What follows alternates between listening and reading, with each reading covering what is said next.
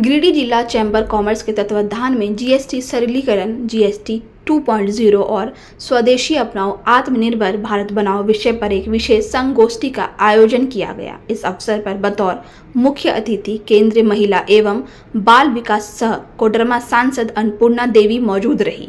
अपने संबोधन में मंत्री ने कहा कि केंद्र सरकार का उद्देश्य व्यापारियों और उद्योगियों को कर संरचना से सरलता प्रदान करना है। इससे व्यवसाय का विस्तार होगा और देश आत्मनिर्भर भारत के लक्ष्य की ओर तेजी से आगे बढ़ सकेगा। उन्होंने स्वदेशी उत्पादनों को बढ़ावा देने और स्थानीय उद्योगों को मजबूत करने पर भी जोर दिया। इस संगोष्ठी में व्यापारियों ने नए जीएसटी धारकों, स्थानीय उद्योगों के विकास और आत्मनिर्भर भारत अभियान से जुड़े मुद्दों पर अपने विचार साझा किए। कार्यक्रम में प्रदेश उपाध्यक्ष विकास प्रीतम, ध्रुव संथालिया, अमरजीत सिंह सलूजा, चैम्बर अध्यक्ष निर्मल झुंझुनवाला, सचिव प्रमोद कुमार समेत प्रदीप अग्रवाल, गोपाल बगरिया, मुकेश जलन, सरवन कोडिया, दिनेश यादव, अरविंद्र अग्रवाल, प्रवीण बगरिया, शंभू जैन, दीपक मोदी, राजेंद्र भारतीय, प्रदीप डोकनिया और दिनेश खितान सहित कई सदस्य मौजूद रहे। आज चैम्बर ऑफ कॉमर्स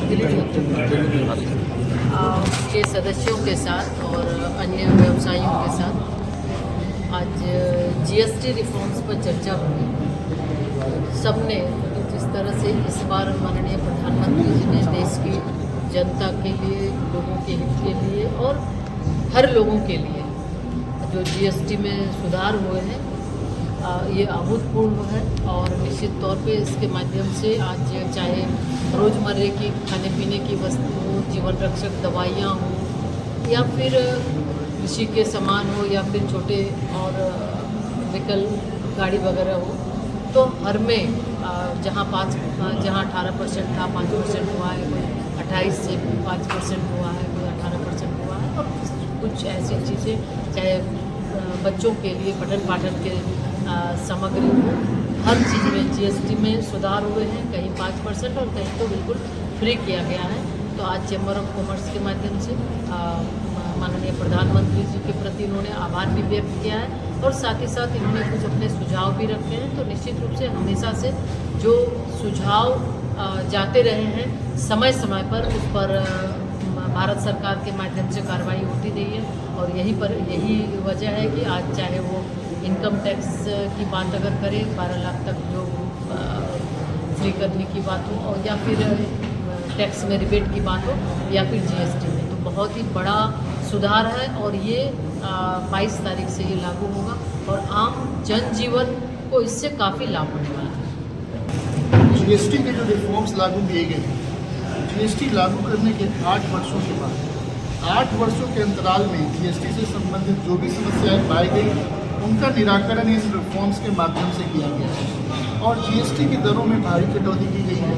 जहाँ कुछ वस्तुओं पर पहले 35%, 30% की दर से जीएसटी लगता था, अब वो 18% की श्रेणी में आ गई है। कुछ वस्तुओं जिन पर 20 और 25% का टैक्स स्लैब था, वो अब 5% टैक्स ही देना पड़ रहा है। तो दरों में भारी कटौती आई है, जिसके कारण विकास की गति तेज होगी। ये जीएसटी रिफॉर्म्स सर्वसमावेशी हैं। इसमें समाज के सभी वर्गों का पर्याप्त ध्यान रखा गया है। किसान, महिलाएं, युवा शक्ति, बच्चे, मध्यम वर्ग, सभी के हितों का ध्यान रखते हुए विकास की गति को तेज करने का प्रयास किया गया है। अभी यहाँ लोगों ने 1-2 समस्याओं का जिक्र किया, उनके निराकरण के लिए शीघ्र ही हम लोग प्रयास करेंगे।